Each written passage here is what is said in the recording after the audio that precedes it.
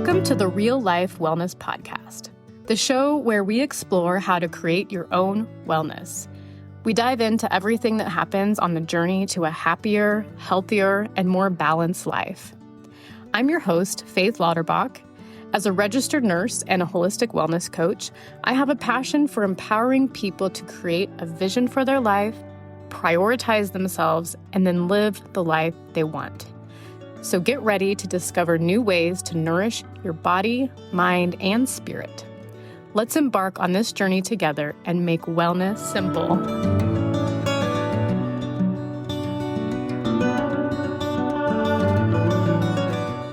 Well, hello, and welcome back to the Real Life Wellness Podcast. This is episode 20, which I feel like is kind of a milestone. And so I wanted to just take a second to say thank you so much for tuning in for these 20 episodes. And if you missed one, you're welcome to go back and re-listen. I believe that each one you're going to take something from to be able to really take charge of your own health and wellness little by little. So anyways, today we are going to be talking about a topic that doesn't always get enough attention when we talk about health. It may not be the first thing you think of when you're thinking about how can I make some healthier choices. It's our environment, how our environment affects our health and wellness. And then we're going to talk about some things that you can do to help your environment to support your health. So specifically, we'll explore how clutter and disorganization in our physical spaces can affect our health overall, both mentally and physically. And then we're going to dive into some simple strategies to declutter and create a more supportive environment. All right, are you ready? So maybe you're wondering, how does this relate to health and wellness? How does my environment affect my health? So our surroundings play a huge role in how we feel, how we think, and how we act. When our environment is chaotic, cluttered, disorganized, it can lead to stress, anxiety, and even feelings of being overwhelmed. Maybe you can relate to that. Going into a cluttered space myself is like I can't get a full breath of air, and I also get really cranky. So research shows that living in a cluttered environment can impact mental and physical health. So for our mental health, clutter can lead to feelings of being overwhelmed, kind of like I talked about before, anxious, and even depressed. It creates mental noise that prevents us from really feeling calm and focused. Our physical health can be impacted by discouraging movement, discouraging healthy habits, and even impact our sleep. So, example, a cluttered bedroom can affect our ability to relax and wind down, leading to poor sleep quality. And then productivity and focus, when we have this excessive clutter around, it can make it difficult to feel focused. And this affects our mood and our ability to get things done efficiently. So as you know, maybe you don't know, but I like to look at things from a holistic perspective. So how does this mind-body connection work when it comes to our environment? A cluttered space reflects inner chaos, while a clear and organized space promotes mental clarity and balance. When we're surrounded by clutter, it can block our energy and make us feel stagnant and drained. But in contrast, when we create an organized, clutter-free environment, it can enhance our mental clarity, improve our mood, and boost our energy. So the way clutter can impact stress is clutter creates a sensory overload. When we see piles of paper, piles of laundry, disorganized shelves, it sends stress signals to our brain. our brain starts to feel overwhelmed by the unfinished tasks that clutter represents. Clutter is really no more than postponed decisions. So when we think about decision fatigue, clutter is a reminder of all of those unmade decisions, and it makes us feel tired and overwhelmed to think we still have that many decisions left to make. Stress is a major contributor to health issues like headaches, high blood pressure, even weakened immune systems and digestive problems. But by reducing clutter, we can impact this stress level. It can lower it and in turn improve our physical health. So I want to iterate here that I do not believe that this has to be perfect. So I hope that you're not feeling that way, because that feels stressful and overwhelming. It's not about living in a space that looks perfect all the time. It's living in a space that feels welcoming and calming. That doesn't mean perfect. So let's talk about some simple steps to create a healthier and more organized environment. The first thing I'll say is work on designating a home for everything.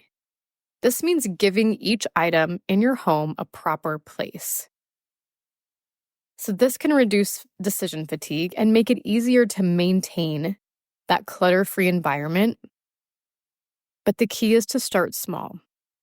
If your whole house needs an overhaul, break this into small, manageable steps and focus on one room or maybe just one space at a time. It could be your desk, a nightstand, a single drawer, a single bookshelf, even.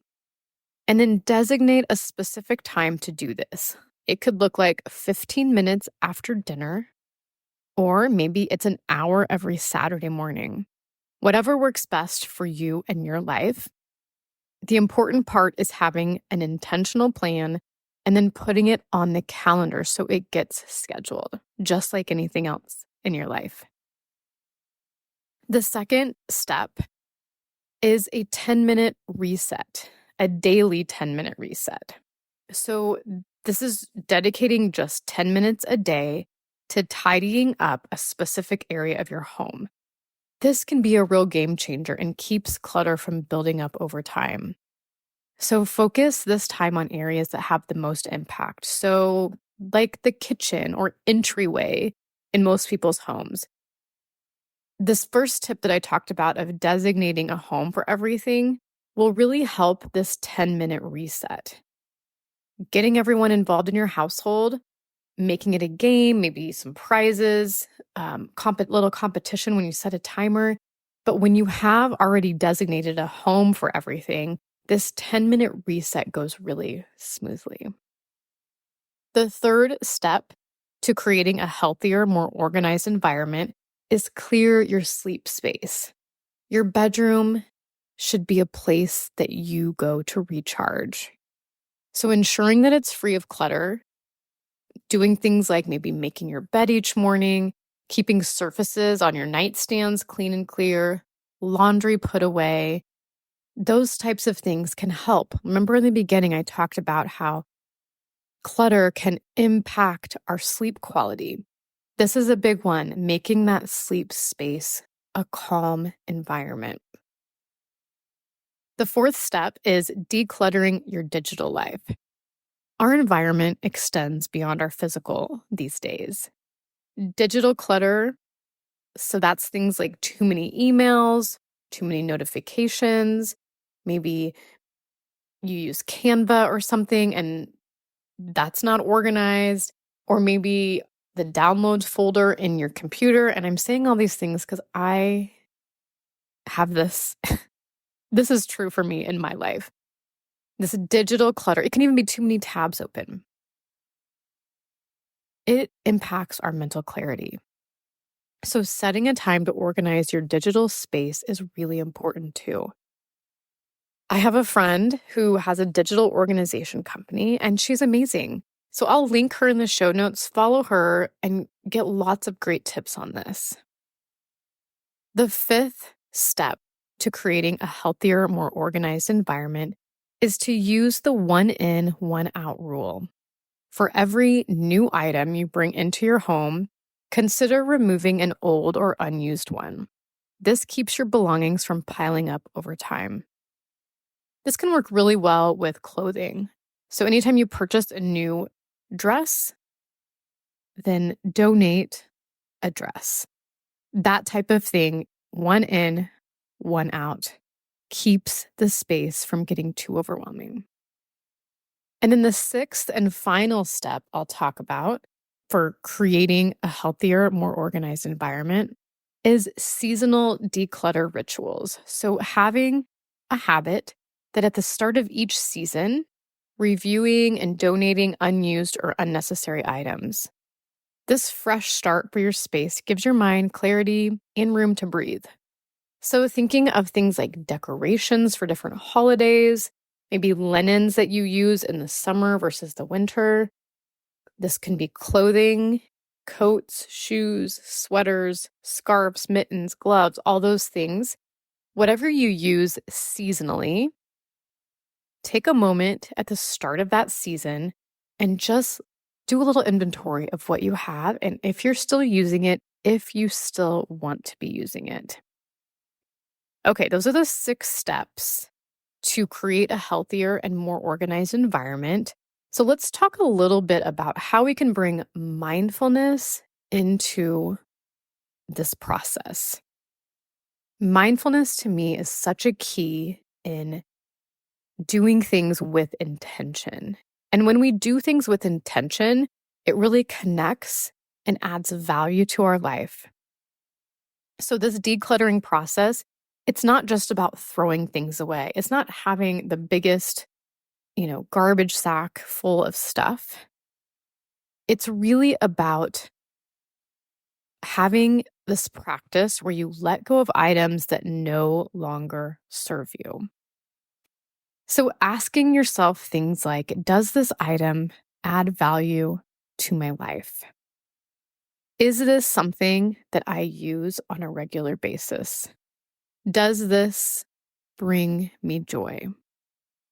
And if the answer is no to those things, it might be time to let it go. And consider how you feel emotionally as you declutter.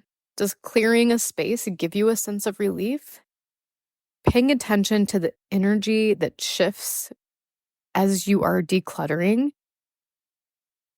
and the energy that happens when you're creating a more intentional environment. See how that feels in your body.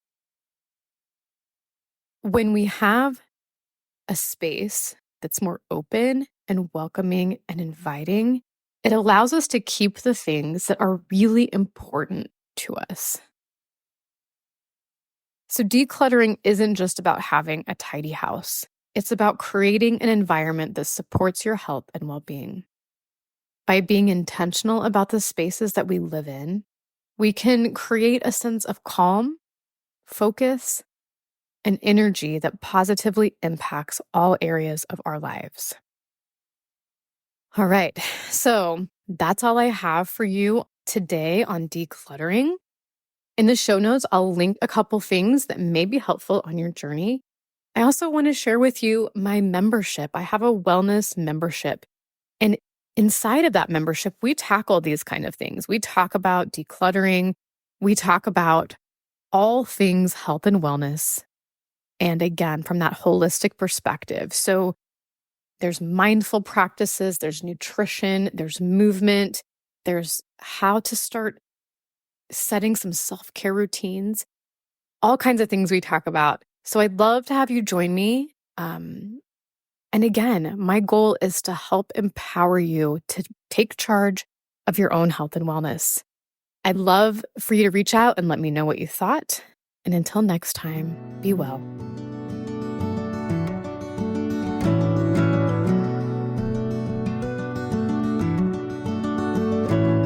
Thank you so much for tuning in today to the Real Life Wellness Podcast. To stay updated on my latest episodes and wellness insights, be sure to subscribe to the podcast and follow me on social media.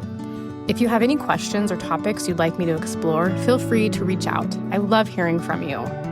If you could, please review or rate this podcast on Apple or Spotify to help more people learn how to make wellness simple.